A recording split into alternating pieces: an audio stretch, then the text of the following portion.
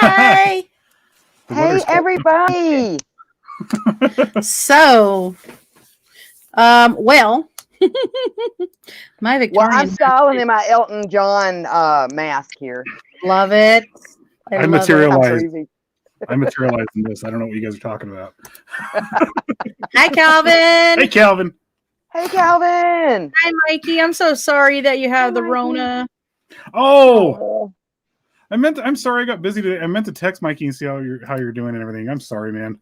Hey, John. Long Hi, time John. no see as well. John. So, tonight, the much anticipated Genevieve. Hey, Genevieve. Hey, Genevieve. And there, yes, now I can see it's a people. masquerade party, but you know, I don't know if a Wendigo can wear a mask. A Wendigo? A Wendigo. I don't know if a Winnebago can wear a mask. A Winnebago. Thank you. Winnebago skiing around in the white snow. Well, I do want to say I have missed everybody. Oh my goodness. And I hope everybody had a fantastic Yule and a fantastic Christmas and whatever else you guys celebrate. So heck yeah. And we're still in the season. It's not the new year yet. No. Technically Christmas doesn't end until tomorrow night. The winter doesn't, Is it tomorrow night? Yeah. Tomorrow night. Yeah. Well, unless you're what's his name from Bill from Hank of the Hill. King of the Hill. Hank of the Hill, huh? Or he went on for 6 months till There's July no like button. Uh-oh. What? There is a share button. Yes, there is a share button. Yep. All right. So tonight, we have been planning this for a while, and let's be honest here. This has been a hectic season. It has. For all of us. So as far as the planning goes, you guys are in for a treat because this is going to be one of those really fun. Was this a Hexus season? It's a Hexus off season. The cuff. Yeah, it's going to be off the cuff.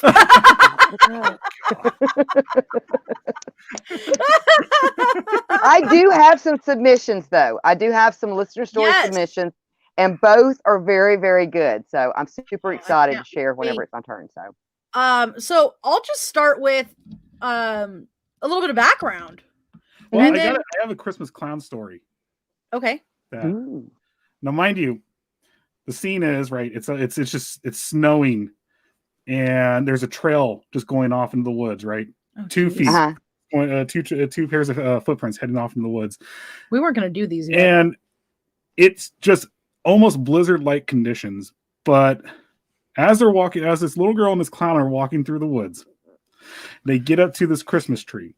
And as the little girl gazes upon the Christmas tree and the skies open up and the stars are open right there behind it, the little girl looks up at the clown and says, "I'm scared. I want to go home." And the clown says, "You're scared? I got to walk back alone."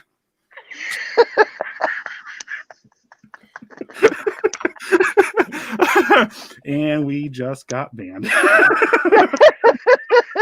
You're still alive, We buddy. do what we do best. Ah. Or restart.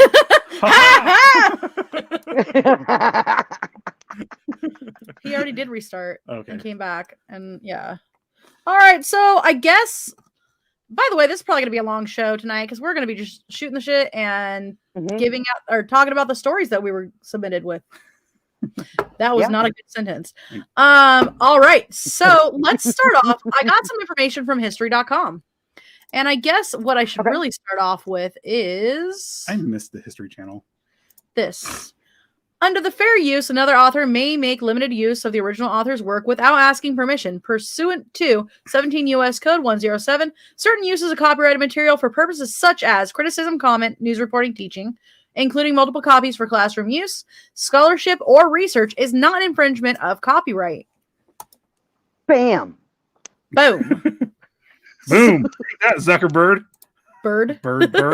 Sorry. Zuckerberg, tweet. It's because we all want to give him the bird. If he buys on Twitter, he will be Zuckerberg. Ha! Okay. So, towards the end of each year, as fireplaces are lit and hot cocoa is made, Americans have made a tradition to revisit their favorite classic holiday books, movies, and songs. I know personally, it's not Christmas unless I'm watching A Christmas Story. At least, you know. I was just about to say that. I have to watch it on Christmas Eve and Christmas Day, or Christmas Day. Yeah. I'll watch it. I'll start it on Christmas Eve, like TBS used to start it. Yeah, exactly. But we also do Christmas Vacation before. No, I do Christmas Vacation all month long. That's true. I love Christmas Vacation. It's like my favorite movie. I do Nightmare Before Christmas, like, you We know. have not watched that this year. I know. I have to do Rudolph. Yes, I'm a child at heart, even at Wow. 148 years old. Sorry. You know what I was making him listen to yesterday or 2 days ago?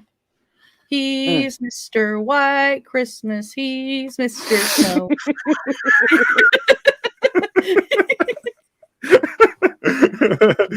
Bales of cocaine. Bales of cocaine.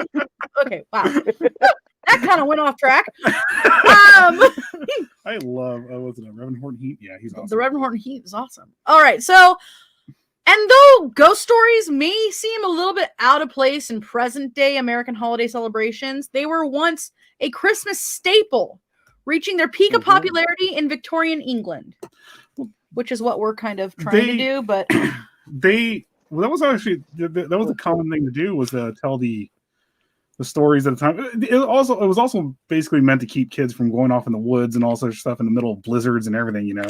well, cautionary tales. There you go. Let's just scare the shit out of little Johnny and we won't have to worry about him.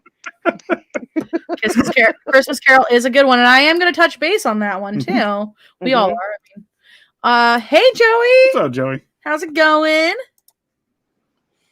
All right, so like most long-standing cultural customs, the precise origin of telling ghost stories at the end of the year is unknown, largely because it began in an oral tradition without written records. But according to Sarah Cleto, a folklorist specializing in British literature and the co-founder of the Carterhow School of Folklore and the Fantastic, I want to go to the School of Folklore. the folklore And and fantastic. fantastic. Yeah. The season around summer solstice has been one of tradition and change. For a very, very, very long time, the season has provoked oral stories about spooky things in many different countries and cultures all over the world. Furthermore, spooky storytelling gave people something to do during long, dark evenings before electricity. Well, The long midwinter nights meant folks had to stop working early, and they spent their leisure hours huddling close to the fire and each other. That's why they had so many kids. Tara, that was what Tara Moore, an assistant professor of English at Elizabethtown College, and also the author of Victorian Christmas in print, and the editor of the Valancourt Book of Victorian Christmas Ghost Stories. Plus, you didn't need to be very literate to tell local ghost stories, and that was another big part of it. Well, they're oral, so the vast majority of them it's just... That was the point. Yeah. But, so, in Victorian England, telling supernatural tales at the end of the year, specifically during Christmas, went from an oral tradition to a timely trend. This was in part due to the development of the steam-powered printing press, during the Industrial Revolution that made the written word more widely available. I don't know why I pictured a steam-powered book. That's a steampunk book. Steampunk just has a steampunk jetpack on it and flies around to each family's house and goes down the chimney and tells story to the kids and then flies off. So, and he drives the balloon, the hot air balloon that our monsters are real drives. I love that little thing. Yes! Monsters are real. Oh, we are. Monsters right is real. Monsters is real. And if you guys didn't get a chance to check it out, it's on all of our pages. We had a nice little greeting from our Monsters is Real friends, Draggle. We should play it. We definitely can. Definitely. And that was for Christmas Eve. I'm sorry. I'm also looking at our... And we're at New Year's Eve right now. We are at New Year's Eve. Oh. So the party's starting tonight. I'm telling you that right now. I'm off for the next few days. and I look, I've got my Elton John mask. Benny and the Tonight Jets. we're gonna party. Benny and the Jets. Wait a second. We're way past 1999. I think we might be going back there. So tonight we're gonna party like it's 1999. Okay. I miss Prince. I mean, it's Victorian era. Who's Prince? Who's Prince? I was going to say who the king was, but it doesn't really make sense to us. Prince Albert. Prince Albert. You have Prince Albert in a can? Prince Albert in a can. Do you have Prince Albert in a can? Your refrigerator Better let him out. What's a refrigerator? You better stop it if it is. Dude, refrigerators back in these days? Gigantic. Salt. Salt. Okay. All right. So this gave Victorians the opportunity to commercialize and commodify existing oral ghost stories, turning them into a version that they could sell. Higher literacy rates, cheaper printing costs, and more periodicals meant that editors needed to fill pages. Around Christmas time, they figured they could convert the old storytelling tradition to a printed version. People who moved out of their towns and villages and into larger cities still wanted access to the supernatural sagas that they heard around the fireplace growing up. Fortunately, Victorian authors like Elizabeth Gaskell, Margaret Oliphant, and Arthur Conan Doyle worked through the fall to cook up these stories and have them ready to print in time for Christmas. Industrialization not only provided tools to distribute spooky stories, uncertainty during the era also fueled interest in the genre. So Brittany Warman, a folklorist specializing in Gothic literature and the co-founder of the Carter Howe School of Folklore and the Fantastic, had mentioned that. I want to go. It sounds like Hogwarts. I know. Or it might be like Jonestown, where you go there and they take you out with one punch. Oh, Midsummer. They sew you up in a bear. Oh, well, you're gonna have some freaky sex before that happens. And then Exactly. They were going to sew you up in a bear. Everyone's going to be cheering you on, mostly all the old ladies. So, interest was driven, she says, by the rise of industrialization, the rise of science, and the looming fall of Victorian British as a superpower. All these things were in people's minds and made the world seem a little bit darker and a little bit scarier. So, telling horror-filled holiday tales continued to be a family affair in England, even when they were read rather than recited. We know from illustrations and diaries that whole families read these periodicals together. The popularity of Victorian Christmas ghost stories also transcended socioeconomic status, according to Moore. They were available to read everywhere, from cheap publications to expensive Christmas annuals that middle-class ladies would show off on their coffee tables. Their broad audience was broad.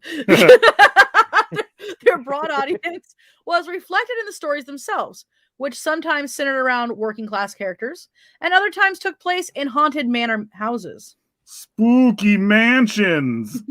Spooky.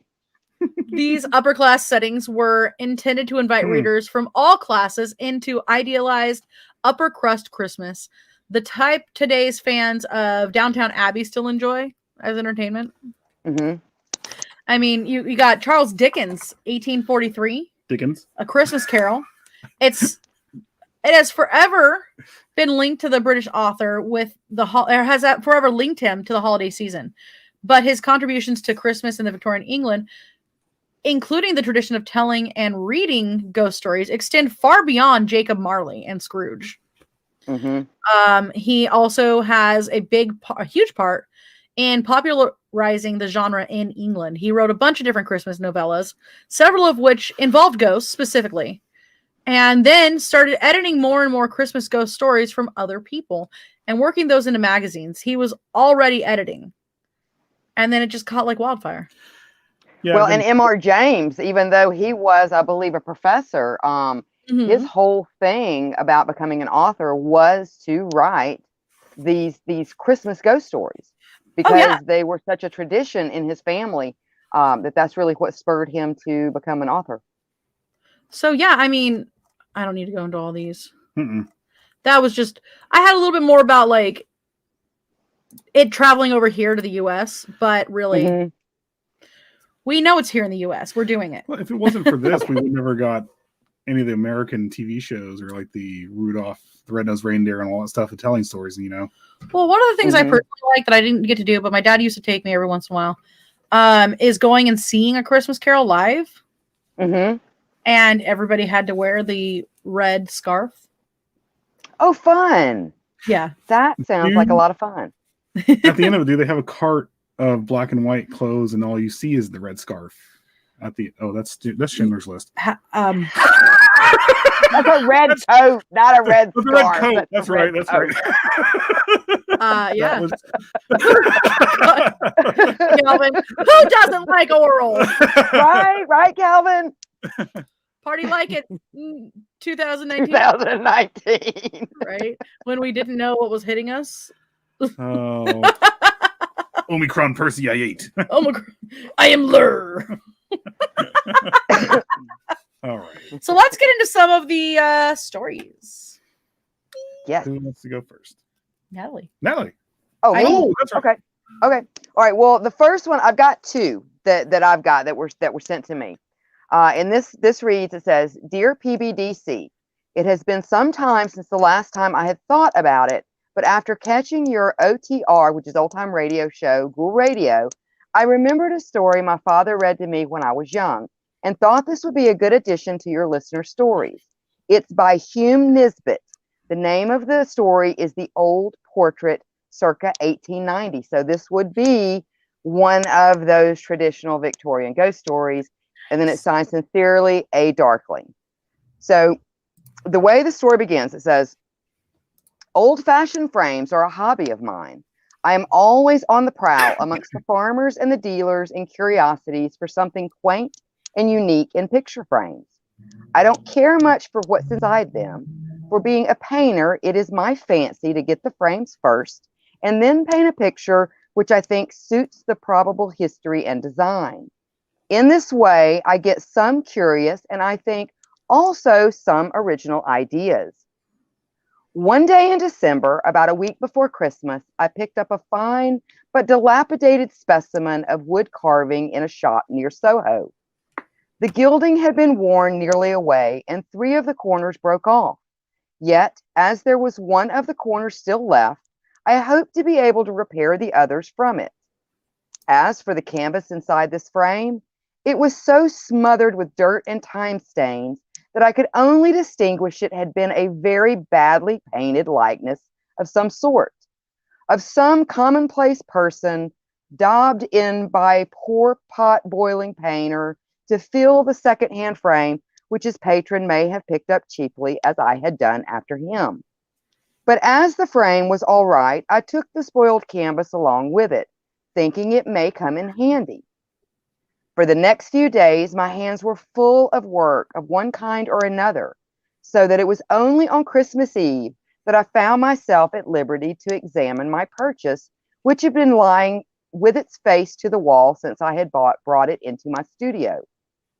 Having nothing to do on this night, and not in the mood to go out, I got my picture and frame from the corner, and laying them upon the table with a sponge, basin of water, and some soap, I began to wash so that I might see them better. They were in a terrible mess, and I think I used the best part of a pack of soap powder and had to change the water about a dozen times before the pattern began to show up on the frame. And the portrait within it asserted its awful crudeness, vile drawing, and intense vulgarity. It was the bloated, piggish vestige of a publican, clearly, with a plentiful supply of jewelry displayed. As is usual with such masterpieces, where the features are not considered so much of importance as a strict fidelity in the depicting of such articles as watchguard and seals, finger rings, breastpins, these were all there, as natural and hard as reality. The frame delighted me, and the picture satisfied me that I had not cheated the dealer with my price. And I was looking at the monstrosity as the gaslight beat full upon it, wondering how the owner could be pleased with himself as thus depicted. Then something about the background attracted my attention. A slight marking underneath the thin coating, as if the portrait had been painted over by some other subject. It was not much certainty, yet enough to make me rush over to my cupboard, where I kept my spirits of wine and turpentine, with which, and a plentiful supply of rag. Yeah, you can use turpentine to thin old paint, to like do restorations and stuff. But Spirits and turpentine. I think wine and turpentine. He's making some old shine right there. There's some I'm sorry. I began to demolish the publican ruthlessly in the vague hope that I might find something worth looking at underneath. A slow process that was, as well as a delicate one, so that it was close upon midnight before the gold table rings and vermilion vestige disappeared, and another picture loomed up before me. Then, giving it the final wash over, I wiped it dry and set it in good light on my easel while I filled and lit my pipe and sat down to look at it. What I had liberated from that vile prison of crude paint, for I did not require to set it up to know that this burglar of the brush had covered and defiled a work as far beyond his comprehension as the clouds from the caterpillar. So in other words, it was a lot better painting that was up underneath the crude painting.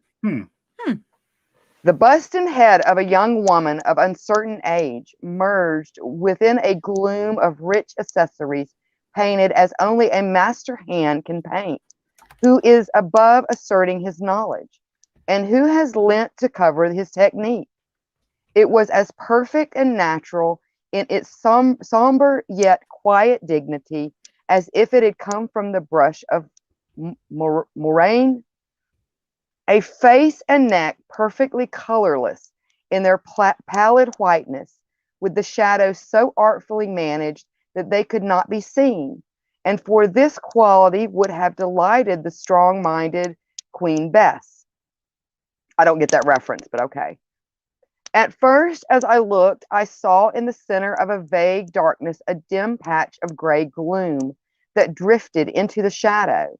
And then the grayness appeared to glow lighter as I sat in front of it and leaned back in my chair until the features stole out softly and became clear and defined. While the figure stood out from the background as if tangible, although, having washed it, I knew that it had been smoothly painted. An intent face with delicate nose, well-shaped, although bloodless lips, and eyes like dark caverns upon a spark of light, without a spark of light in them. The hair loosely around the head and oval cheeks, massive silky texture, jet black and lusterless, which hid the upper proportion of her brow with the ears, and it fell in a slight defined waves over the left breast, leaving the right proportion of the transparent neck exposed. The dress and background were symphonies of ebony, yet full of subtle coloring and masterly feeling. A dress of rich brocade velvet with a background that represented vast receding space, wondrously suggestive and awe-inspiring. I noticed that the pallid lips were parted slightly and showed a glimpse of the upper front teeth, which added to the intent expression of the face. A short upper lip which curled upward, with the upper lip full and sensuous, or rather, if color had been in it, would have been so. It was an eerie-looking face that I had resurrected on this midnight hour of Christmas Eve. In its passive pallidity, it looked as if the blood had been drained from the body, and that I was gazing upon an open-eyed corpse. The frame also, I noticed for the first time, in its details, appeared to have been designed with the intention of carrying out the idea of life and death. What had before looked like scrollwork of flowers and fruit were loathsome snake-like worms twined amongst charnel house bones, which they half covered with a decorative fashion, a hideous design in spite of its exquisite workmanship. That made me shudder and wish that I had left the cleaning to be done by daylight.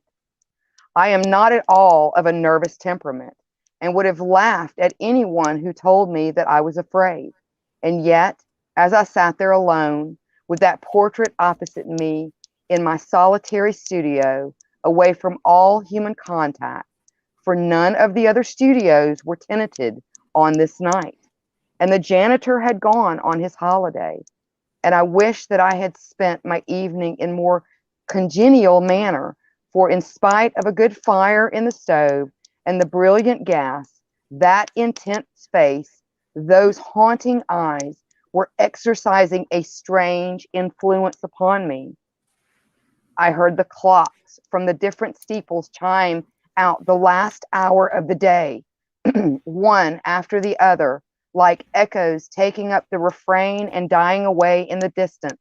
And still I sat spellbound, looking at that weird picture, my neglected pipe in my hand, and a strange lassitude creeping over me. It was the eyes which fixed me now with its unfathomable depths and absorbing intensity. They gave out no light, but seemed to draw my soul into them, and with it my life and strength. As I lay there inert before them, unable to overpower, I lost consciousness and dreamt. I thought that the frame was still on the easel with the canvas, but the woman had stepped from them and was approaching me with a floating motion, leaving behind her a vault filled with coffins, some of them shut down, whilst others lay or stood upright and open, showing the grisly contents in their decaying and stained cremnants. I could only see her head and shoulders, with the somber drapery of the upper proportion and the inky wealth of hair hanging around. She was with me now, that pallid face touching my face, and those cold, bloodless lips glued to mine with a close, lingering kiss, while the soft black hair covered me like a cloud and thrilled me through and through with a delicious thrill that, whilst it made me grow faint, intoxicated me with delight.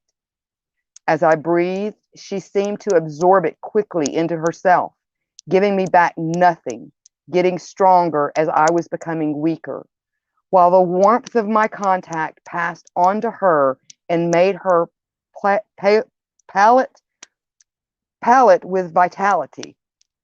And all at once the horror of approaching death seized upon me, and with a frantic effort I flung from her me and started up from my chair, dazed for a moment and uncertain in where I was.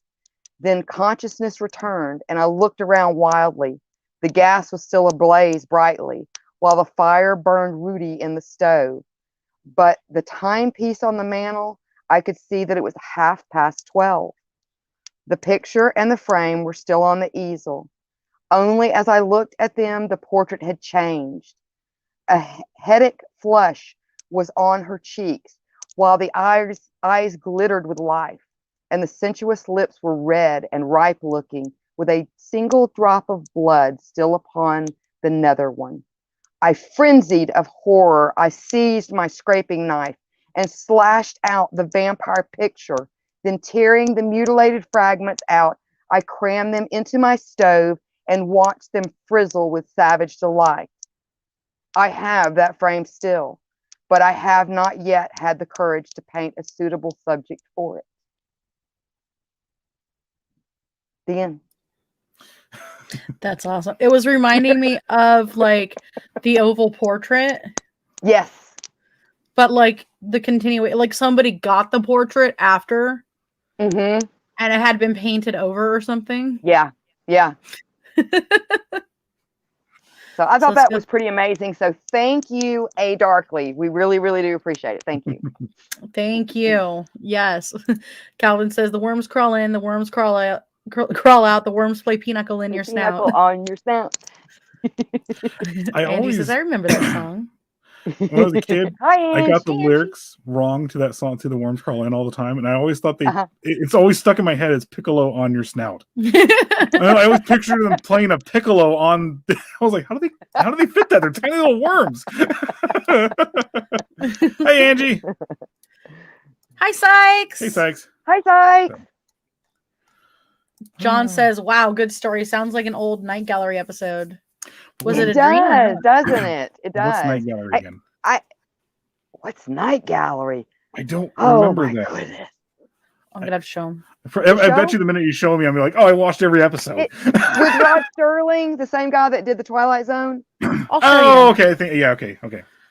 A vampire who came out of the picture to bite him. Yes. Dun, suck dun, out dun. Or Hexus. Yes. I just tripped out of the pictures. What happened? Do you have a story? No, you can go first. I do have a story, but it's not really a story. Oh, my story's really, really long. I'm realizing that it said it was only like 25 pages on my little iPhone thing, and it's like 40. Oh, that's way too long. Is it? Yeah. We could start it and maybe tell the rest of it throughout the year. Yeah. Right? We'll end it next Christmas. Well, there you go. I had actually mentioned her earlier. The person who wrote it was Elizabeth Gaskell. Mm-hmm. That was my stomach growling. And it's called The Nurse's Story. And the gist of it, if you guys want to know, is that it's a woman that's taking care of orphans. It's a nurse. She has dedicated her life to taking care of these orphans. And she's doing a great job at it, you know. And she starts talking about one of the times that she was there taking care of somebody named Rosamund, Miss Rosamund. Was it Rosebud? Okay. And the little girl had fallen asleep. and it was really snowy outside. And all of a sudden, a little girl walks up from outside and starts knocking on the windows. Did she have black eyes? Was it black-eyed children? Oh, just with Christmas, Right. They're just completely out of place. She looked really skinny, and she certainly wasn't wearing good enough clothes to be out in the snow. And she was worried. She was really, really worried. Well, apparently this kid was going from window to window and knocking on everything and going to the door and trying to get in. And then for some reason, people just weren't letting her in. And they were trying to question what's going on. So finally, the young girl, Miss Rosamond, runs out there looking for this little girl. She's not there. Ooh. She's gone. She doesn't exist. Black-eyed children. Black-eyed children. Yeah, was there a foul smell with them? Black-eyed And they want to use your telegraph. We wish back then that would work. we wish well, it has to be out of place too, because that's how they do it. So they would be like, we wish to use your telegraph to buy a corn dog with mayonnaise. There is no Liz, only a cop. Can I say that I did cry with the new Ghostbusters when they showed? Oh, I was pretty emotional on that one. I was so happy. I haven't seen it yet. Are you talking about the ones with the little kids? Yes, it's the official it third Ghostbusters. It's not the chick flick one. It's the official third Ghostbusters. And it's the one I really want to see because it looks like it's going to be so good. Yeah, it's nice. John says, "Don't bring home any old portraits." Old portraits. Or do. One Christmas, bring home one old portrait. Not a whole lot, just one. So I think we need to go to commercial real fast because we're at 37. Has it been? Wow. Wow. Fast. So the kid was doing window ding dong ditch. It's all. Yeah, John actually. So John says, "Is this what people used to do on Christmas Eve? Sit around and tell spooky stories? Things sure have changed." Yeah. I had one Christmas Eve out on the farm. The power went out, and it was really cool. Like super, super cool. Power went out and it was storming out there. So because we get rainstorms and everything for in December here in California, Central Valley and stuff like that. So let's go to commercial real fast. Sorry. And then we will be right back. This is the proper ad. Okay, cool. I think so.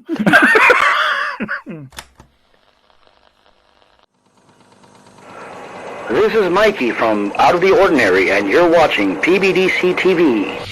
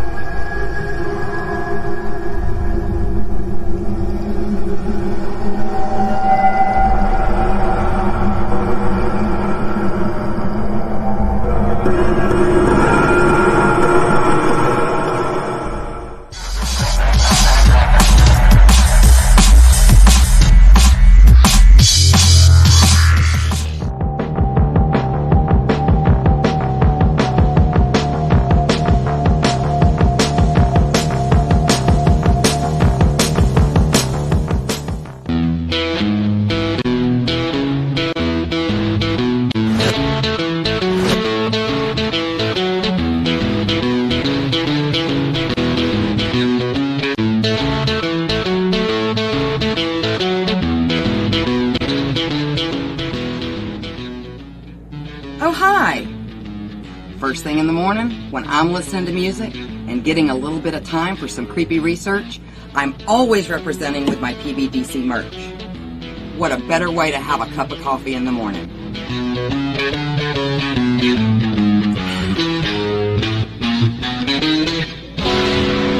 Don't forget to check out our other cool merch at rootsbleedred.com. That's rootsbleedred.com. This is Professor Edgar Fluffosaurus from Spooky Tales with Steve the Cat, and when I'm not hosting Monster Chat or knocking down small Japanese cities, I'm watching PBDCtv. Now back to the show. Sex just made me laugh.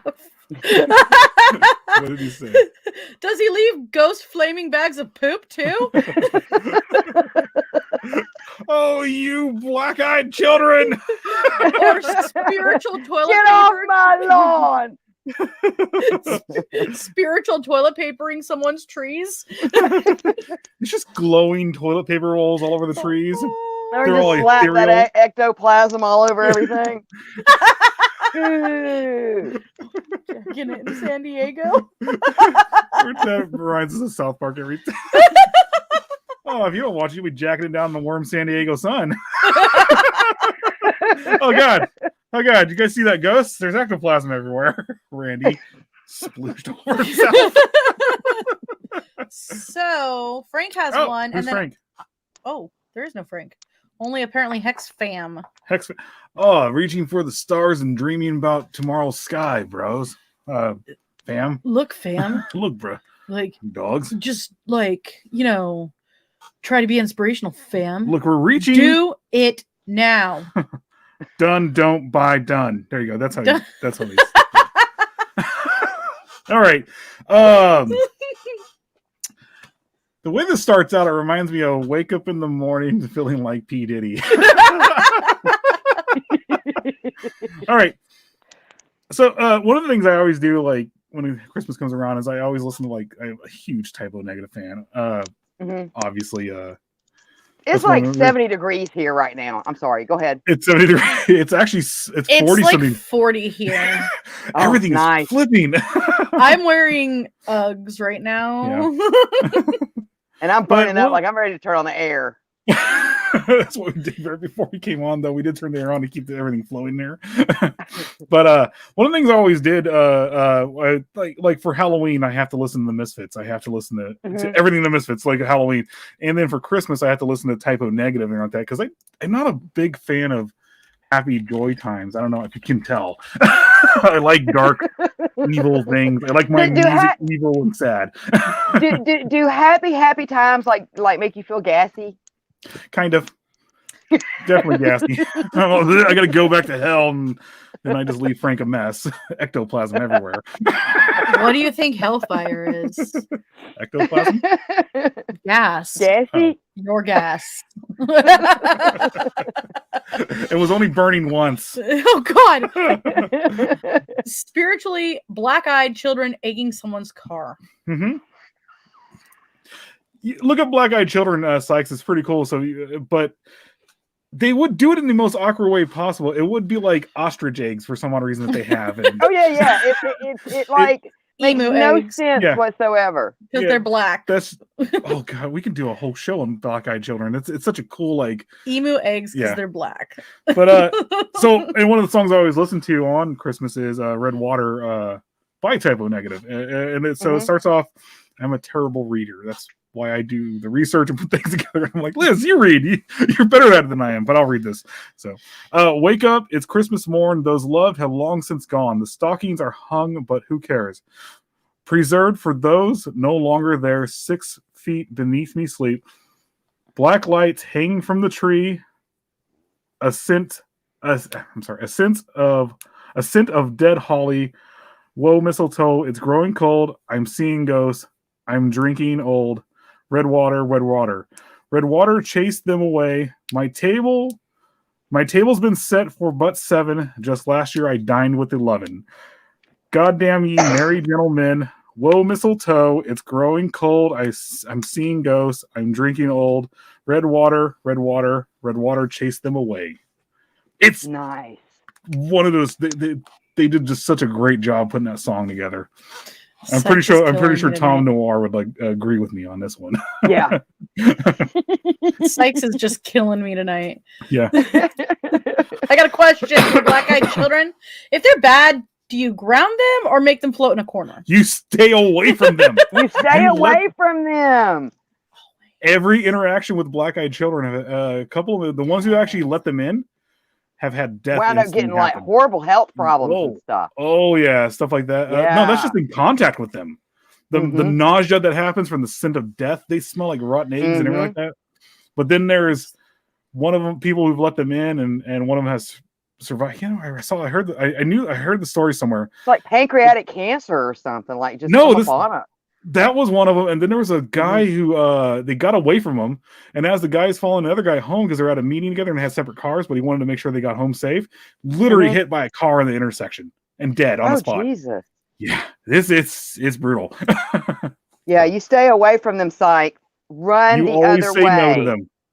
Yeah, always say no. Yep. So I have one. It's kind of long. Okay. But you know what? Frank and I were talking during. God, who's Frank? It's Hex Fam. It's Hex Fam. I need a flat brim checkered hat. I need a flat brim trucker hat. Hex over here. Hexual chocolate is what they call me. Down in hell. I will not. Reminded me that Poe, the Raven. Yes. It's quite often read around Christmas. Yeah, I've always read it around Christmas when I was in class. Well, it takes place in December. Yeah. So I guess I shall do that. The first goth. Let's do this. The real goth. Does he look at his feet? And... Does he shuffle in place and take drags off his cigarette while looking at his feet? I keep hitting my antler. The Raven or Poe? Poe. I doubt Poe's doing anything right now. He might be. I have a book that I need to send you called Classics Mutilated. You'll love it. Well, if you let me read this out loud, he'll be spinning in his coffin for me reading it. With how much I butchered it. Bobby Hex Fam. I really need a flat brim checkered hat. That's what I need for this right here. And a really worn out Lamb of God hat. A bar. A bar near me had Krampus to take pictures. Oh, fun! Oh, I'm jealous. Oh. I think next year. How is Gary? That's right. Did we tell everybody about Gary? That's Krampus's name is Gary. Drago. Yeah, and he spends most of the year as a cup. Yeah, Dragos told us this. And I believe him. I do. He had Gary as proof. They had the footprint of Bigfoot too until they put it in a box. They did. Well, the problem was... no, it was Yeti. It was Yeti. I'm sorry. But it turned into water somehow. Did they put the Yeti in a cooler? Would that be... No, they put the footprint that they found in the snow in a box, and then... Yeah, they found a Yeti footprint in the snow, and so they put it in a box. And but they put it in a cooler. A Yeti and a Yeti. Those things are expensive. I really want a Yeti cooler so bad. Sykes, I was going to ask if they wanted to play hide and seek. I bet they'd win. Yeah, they'd and we would be like, it was nice knowing you, Sykes. Oh, Robert's here. I'm sorry, Bobby. I just read Rex. You just realized that was Bobby? The edibles are kicking in. Okay, anywho, you snorted. Do we have a jaunty ghost limerick for the celebrations? Oh. I'm sure you have one, Bobby. I think we could do this. All right, so I shall do this. There's a word in here that always catches me. It's obeisance, but I remember it now. Okay. All right, so once upon a midnight dreary, while I pondered weak and weary, over many a quaint and curious volume of forgotten lore, while I nodded, nearly napping, suddenly there came a tapping, as of someone gently rapping at my chamber door. 'Tis some visitor, I muttered, tapping at my chamber door. Only this, and nothing more. Ah, distinctly I remember, it was in the bleak December, and each separate dying ember wrought its ghost upon the floor. Eagerly I wished the morrow, vainly I had sought to borrow from my book surcease of sorrow, sorrow for the lost Lenore, for the rare and radiant maiden whom the angels named Lenore, nameless here forevermore. And each silken, sad, uncertain rustling of each purple curtain thrilled me, filled me with fantastic terrors never felt before. So that now, to still the beating of my heart, I stood repeating, "'Tis some visitor entreating entrance at my chamber door. Some late visitor entreating entrance at my chamber door. This is it. This it is, and nothing more." Presently, my soul grew stronger, hesitating then no longer. "Sir," I said, "or madam, truly your forgiveness I implore. But the fact is, I was napping, and so gently you came rapping, and so faintly you came tapping, tapping at my chamber door, that I scarce was sure I heard you. Here I opened wide the door, darkness there, and nothing more. Deep into the darkness peering, long I stood there, wondering, fearing, doubting, dreaming dreams no mortal ever dared to dream before. But the silence was unbroken, and the stillness gave no token, and the only word there spoken was the whispered word, Lenore. Lenore. This I whispered, and an echo murmured back the word, Lenore. Merely this, Lenore. and nothing more. Back into the chamber turning, all my soul within me burning. Soon again I heard a tapping, somewhat louder than before. Surely, I said, surely that is something at my window lattice. Let me see then what thereat is, and this mystery explore. Let my heart be still a moment, and this mystery explore. 'Tis the wind, and nothing more. Open here I flung the shutter, when with many a flirt and flutter, in there stepped a stately raven of the saintly days of yore. Not the least obeisance made he, not a minute stopped or stayed he, but with mien of lord or lady perched above my chamber door, perched upon my bust of Pallas, just above my chamber door, perched and sat, and nothing more. Then this ebony bird beguiling my sad fancy into smiling, by the grave and stern decorum of the countenance it wore. Though thy crest be shorn and shaven, thou, I said, art sure no craven, ghastly grim and ancient raven, wandering from the nightly shore. Tell me what thy lordly name is on the night's Plutonian shore. Quoth the raven, nevermore. Much I marveled this ungainly fowl to hear discourse so plainly, though its answer little meaning, little relevancy bore. For we cannot help agreeing that no living human being ever yet was blessed with seeing bird above his chamber door, bird or beast upon the sculpted bust above his chamber door, with such name as nevermore. But the raven sitting lonely on the placid bust spoke only that one word, as if his soul in that one word did outpour. Nothing further than he uttered, not a feather than he fluttered, till I scarcely more than muttered, other friends have flown before. On the morrow he will leave me, as my hopes have flown before. Then the bird said, nevermore. Startled at the stillness broken by reply so aptly spoken, doubtless, I said, what it utters is its only stock and store. Caught from some unhappy master, whom unmerciful disaster followed fast and followed faster, till his song one burden bore, till its dirges of his hope that melancholy burden bore, of never, nevermore. But the raven still beguiling my sad fancy into smiling, straight I wheeled a cushioned seat in front of bird and bust and door. Then upon the velvet sinking, I betook myself to linking, fancy unto fancy thinking, what this ominous bird of yore, what this grim, ungainly, ghastly, gaunt, and ominous bird of yore meant by croaking nevermore. This I sat engaged in guessing, but no syllable expressing to the fowl whose fiery eyes now burned into my bosom's core. This and more I sat divining, with my head at ease reclining on the cushion's velvet lining that the lamplight gloated o'er, but whose velvet violet lining with the lamplight gloating o'er. Shall she press? Ah, nevermore. Then methought the air grew denser, perfumed by some unseen censer, swung by seraphim whose nightfalls twinkled on the tufted floor. Wretch, I cried, thy God hath lent thee, by these angels he hath sent thee, respite and nepenthe from the memories of Lenore. Quaff, oh quaff this kind nepenthe, and forget this lost Lenore. Quoth the raven, nevermore. Prophet, I said, thing of evil, prophet still, if bird or devil. Whether tempter sent, or whether tempest tossed thee here ashore, desolate yet all undaunted, on this desert land enchanted, on this home by horror haunted, tell me, truly I implore, is there balm in Gilead? Tell me, I implore. Quoth the raven, nevermore. Prophet, I said, thing of evil, prophet still, if bird or devil, by that heaven that bends above us, by that God we both adore, tell this soul with sorrow laden, if within the distant Aden it shall clasp a sainted maiden from the angels, or whom the angels name Lenore. Clasp a rare and radiant maiden whom the angels name Lenore. Quoth the raven, nevermore. Be that word our sign in parting. Bird or fiend, I shrieked upstarting. Get thee back into the tempest and the night's Plutonian shore. Leave no black plume as a token of the lie thy soul hath spoken. Leave my loneliness unbroken. Quit the bust above my door. Take thy beak from out my heart and take thy form from my door. Quoth the raven, nevermore.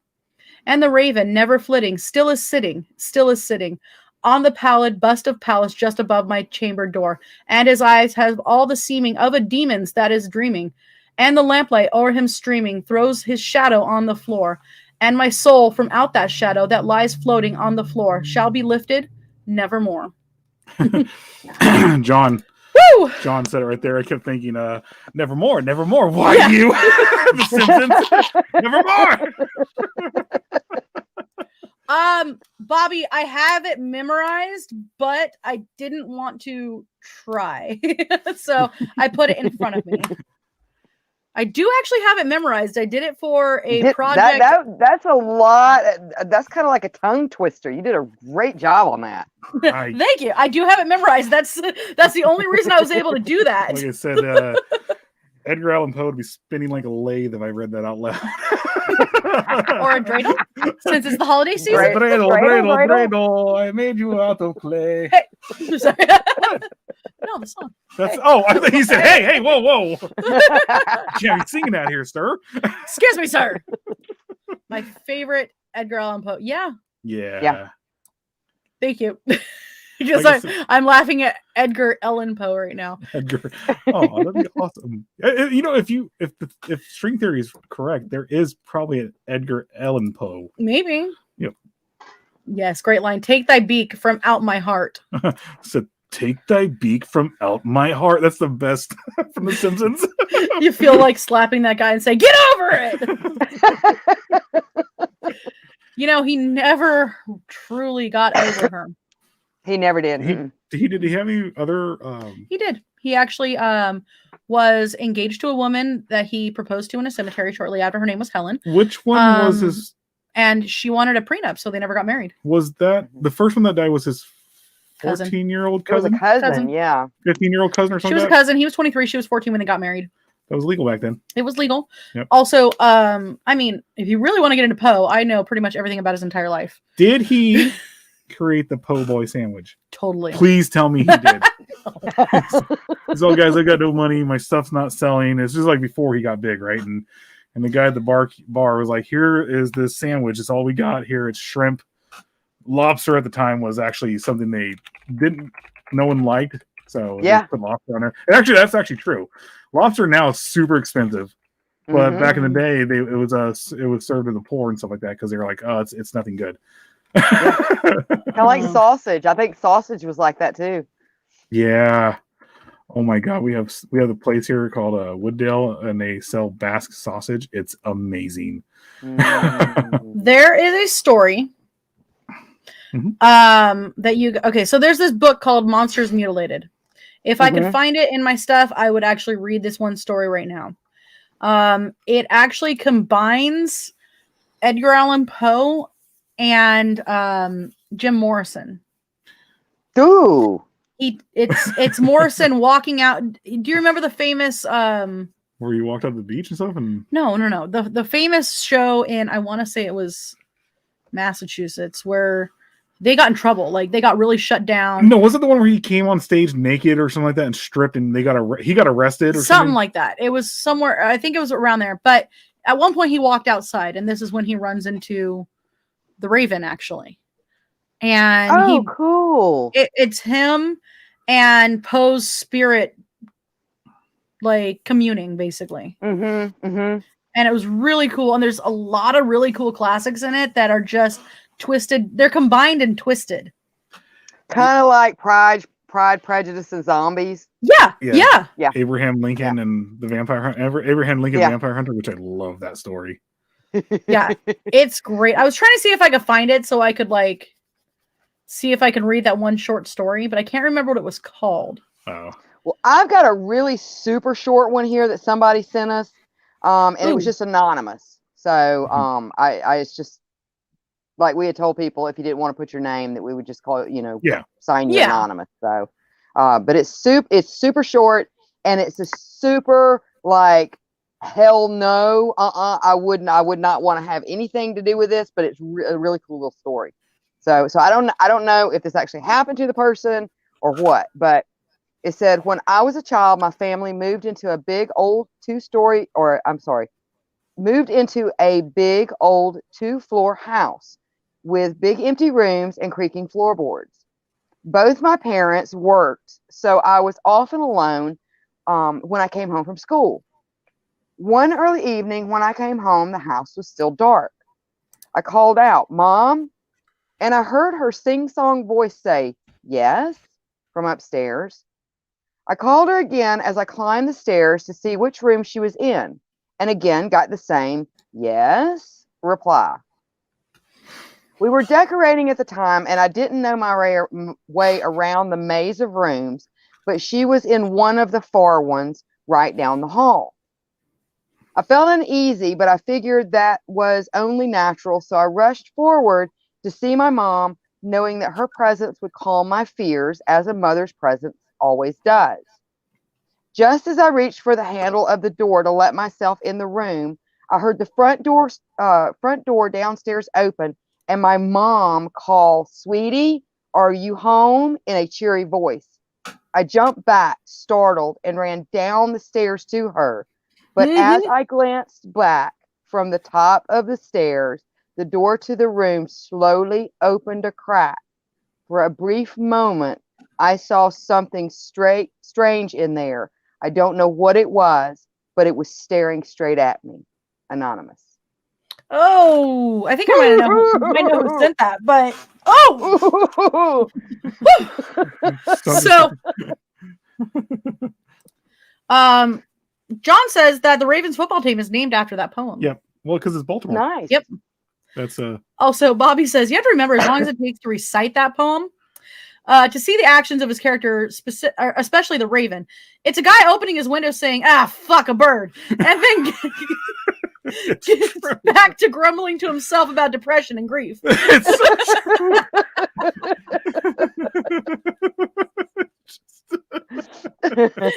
very true. Damn bird won't let me mope in peace.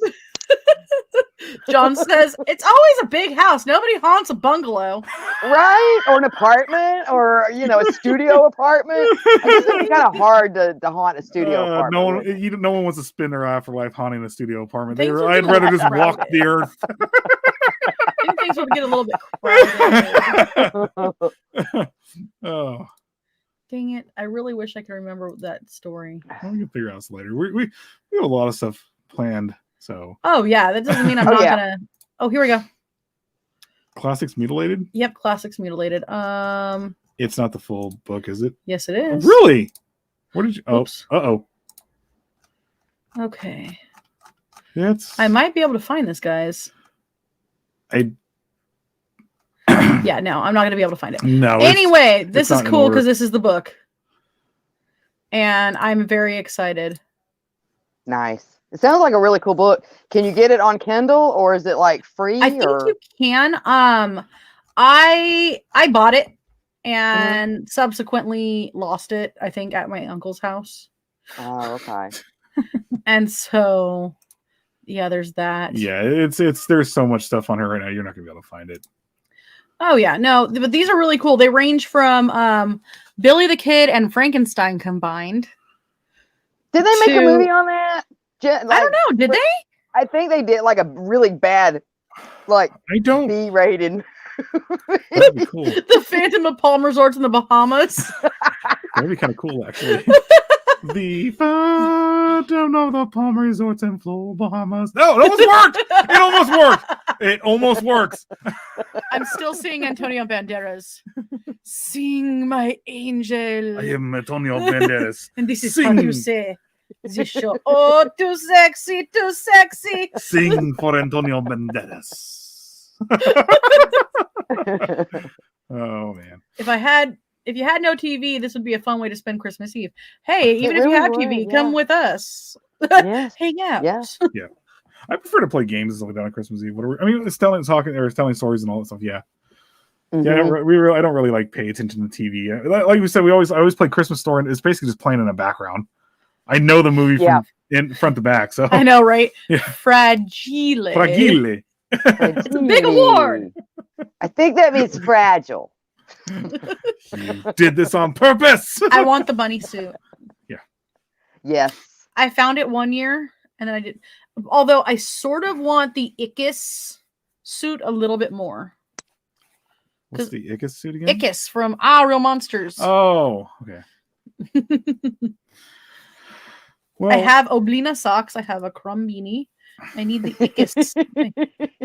So, I've yeah. seen your crumbini. It's cute. I love it so much. if no one knew what a crumb beanie was, this would get out of hand fast. Okay, quick story time that's not spooky stories. Ugh. I know, I want a leg lamp too, Angie. There's me some, too. I want They got one. a little one. I want a full size leg No, lamp. I've seen Right? I've seen the full size one at Spencer's Really? in the mall. Yeah, Yeah. Nice. but it was not cheap. No, it wasn't. I'm It was sure- like I'm 60 sure it was bucks. not. Oh no, I've seen it more. It was more than that. So I went to BotCon in like 2014, and I ran into Greg Berger, who was the voice of Grimlock. Okay. Mhm. And you would think that that's what I would be excited about, right? Like me, Grimlock King, all that kind of stuff, whatever. But no, I realized he's also the Grumble, who's the teacher on All Real Monsters. He does, So- he does a good job. Like it does not sound like he does not. A lot of people like. He's also corn-fed pig. He is, isn't he? Yeah. Well, it's like what's his face who plays what's his face in Slaughterhouse? Oh, Jim Cummings. Jim Cummings. Like you can hear Tigger in every voice from Winnie the Pooh and stuff like that. Squeeze the jelly. It sound you can kind of hear him in everything he does almost. Yeah, but whereas what's his face? Greg Berger. It sounds he does a good job sounding completely different, but Yeah. I'm gonna move this back because I am gonna yell for a second. Oh. So I got him because I was like, oh, the Grumble, and he was kind of looking at me like, "You're at BotCon," and I was like, "Do the voice, do the voice, do the voice, do the voice." And he looks at me and goes, "Ickis Crumb and Oblina, you're late for class." And I went, so yeah, I had to move that away because I knew I'd be really loud. But hello, how are you? Hello. Hello. We're towards the end, and I'm really sorry about that. Yeah. But please feel free to watch it again, replay, and comment. We'll always get back to you guys. Oh yeah. And so definitely.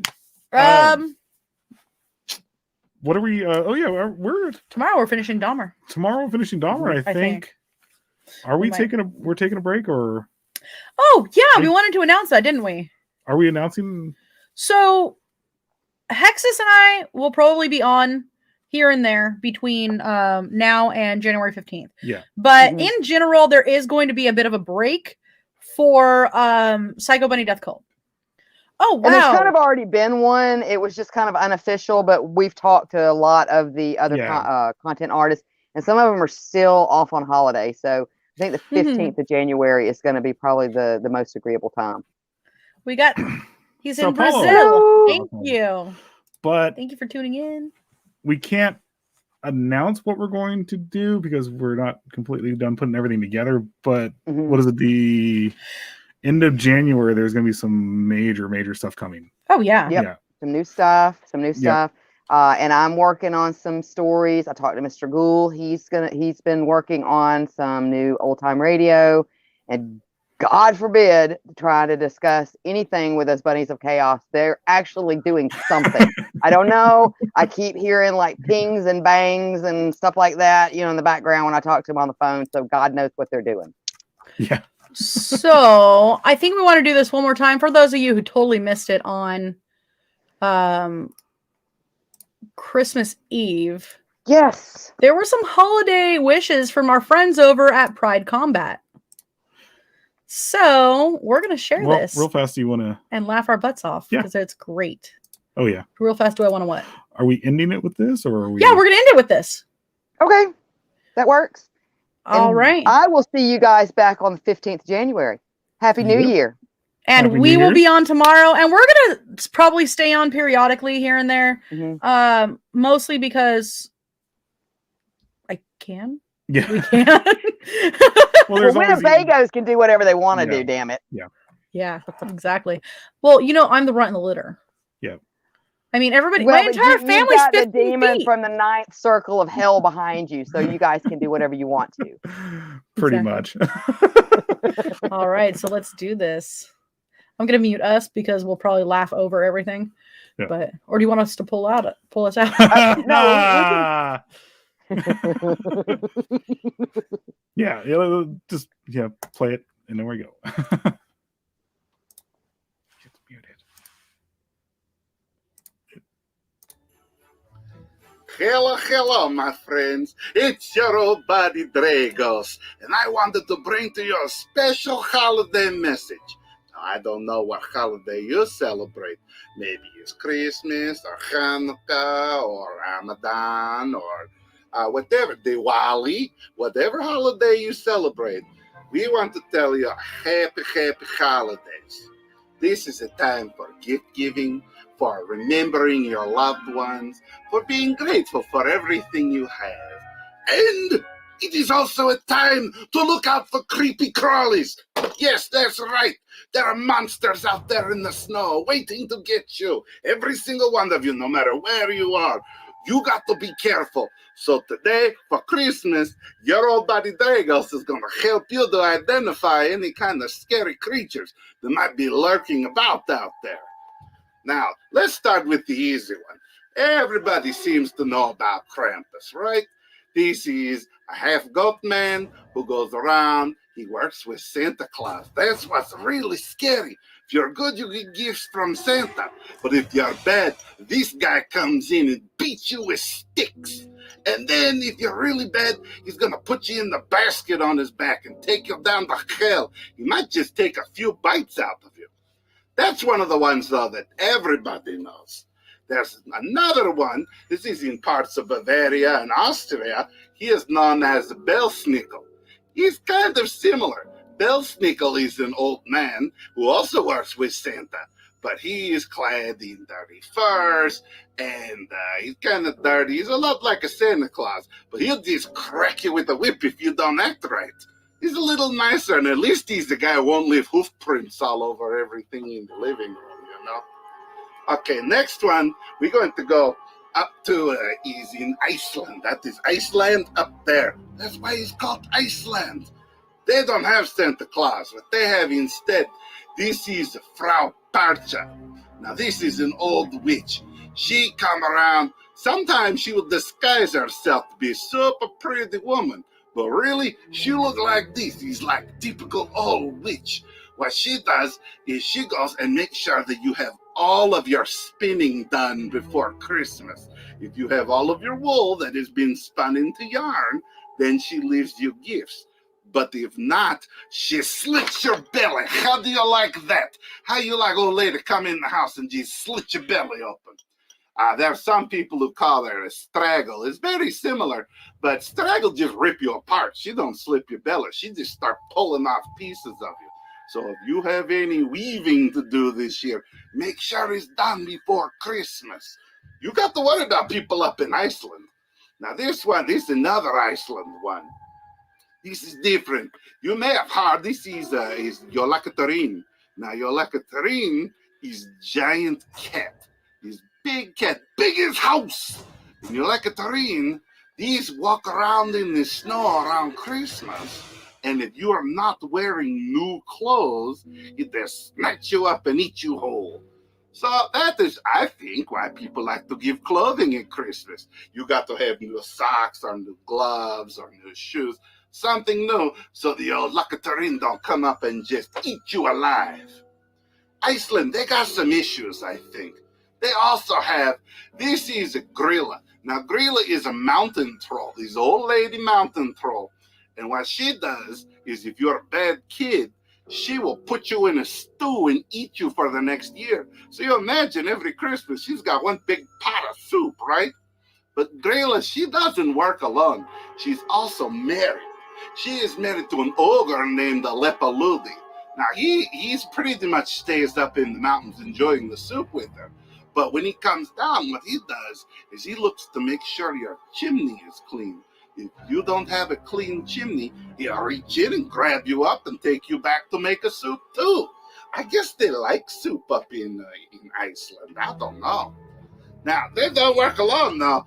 They also have kids. Yes, his family. They have kids. They are called these Yule lads. There are 13 kids that they send down every day before Christmas. They send one of their Yule lads down to come mess with you and make sure you're acting right. Now, first one, his name is Stiff Legs, and he goes and stomps through your house. Second one, the goofy name, his name is Gullygawk, but he comes in and he steals all the milk in the house. The third one, his name is Stubby. You don't even guess what Stubby does. Stubby steals all your cooking pans. I don't know, maybe they don't have enough cooking pans, but he'll take your frying pan or your George Foreman grill. He steals your pans. Next, he's a spoon licker. You can guess what he does. Then comes pot scraper. You can guess what he does. Then comes bowl licker. He come in and lick all the bowls in your house. Oh, right, it's kind of gross, but that's what he does. Then next day comes door slammer. He comes in and slams the door in your house. Now the next one is skyr gobbler. I don't even know what skyr was, but it's a kind of yogurt. He comes in and eats all the yogurt in your house. So if you got any Yoplait, you better hide it when skyr gobbler comes around. Next one, they send his sausage swiper. Now, I can't blame him. I like a good sausage, too. But he comes in and steals your sausage. Then, this one is creepy. His name is Window Peeper. Window Peeper comes in and he looks at you through the window, make sure you're not acting up. Can you imagine laying in bed and you look over, here's this little runt looking in your window, making sure you're acting right? Next one is weird. His name is Door Sniffer. But he doesn't sniff doors. He steals your bread. I don't know. I guess he gets hungry. Maybe he changed his career. I don't know. Next is the meat hook. He comes in and takes the meat off your off the fireplace. You know how you put a rod through like on a spit? He comes, takes the meat off and eats it. And then finally is candle beggar. He makes sure you have candles. If you don't have enough candles, he steals your candles. And then in the dark, here comes his mom and dad. Here comes Grilla and Lapalode. They're going to scoop you up and put you in the soup. I kind of think Iceland needs to calm down a little bit, you know? At least in Sweden and Norway, they got something a little nicer looking. This is a tomte, or sometimes it's called nisa. He look a lot kind of like what you think a lawn gnome would look like. A little red hat, he have a little lantern. But what he does is he goes around on Christmas and he tortures your animals. I know. Who wants that poor little goat just sitting in his little pen, and this little bugger's going to come up and start poking him with a stick? Good thing, though, is that you can keep him away by leaving out a bowl of pudding. I like pudding, too, to be honest. That'd keep me pretty quiet, too. Now, this is another weird one. This is a Marie Louise. This is a Welsh one. This is a head. It's a skull of a horse, but it's got a ghostly kind of drapey body like a sheet. And this one, I don't know what they're doing in Wales, but he'll come to your door and he will sing to you in rhyme. I know, he's like a rap battle. He comes to your door and he sings to you in rhyme. And you got to sing back to him in rhyme while he can't come in the house. And if you can't sing back to him in rhyme, he comes in and drinks all your booze. Yes, even that little bottle you keep in the bookcase no one's supposed to know about. He's going to find it. Look out for this one and learn how to rap. Okay, next. This is a French one. This is Hans Trap. Now, Hans Trap, the story goes, is he used to be a person, but he used black magic, and he made himself very rich. And all the people in town, they got mad at him, so they kicked him out. But when he got kicked out, he turned into a scarecrow. I know, he turned into a scarecrow. So what he does is he goes around, and if you're a bad kid and you see him on Christmas, he will grab you and turn you into a scarecrow. So you better act right, kids. You're going to be stuck out in the field all day. Okay, last one. This is Calicansaros. It's hard name to pronounce, but it's Calicansaros. This is a little creature. It's a little furry devil there in Greece and Serbia, Bosnia, down there, just below us, just below us in Romania. Keep going south. But these are mangy little devils, and they're only allowed out of hell for 16 days out of the year. And guess what? They're right before Christmas. I know. So what they do is they come out. Now, they can't go in the sun, but what they will do is they will be able to mimic your family. So they make his voice like your mom or your dad or your uncle or great aunt, whoever. They do voices outside.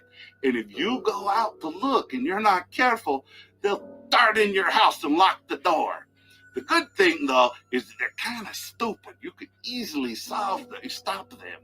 All you got to do is leave a colander in front of your front door, like his spaghetti drainer, a colander, has all those little tiny holes in it. Well, these stupid guys, they think they got to count. They got a little OCD to them.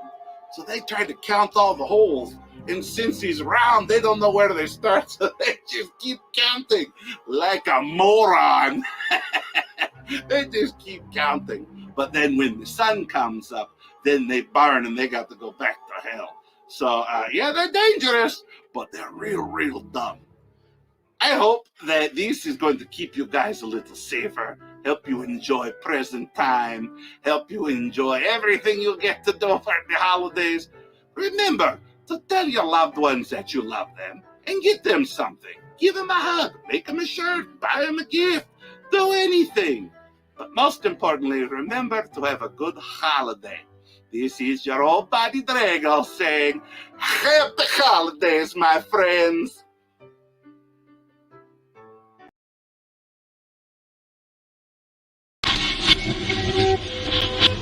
Oh.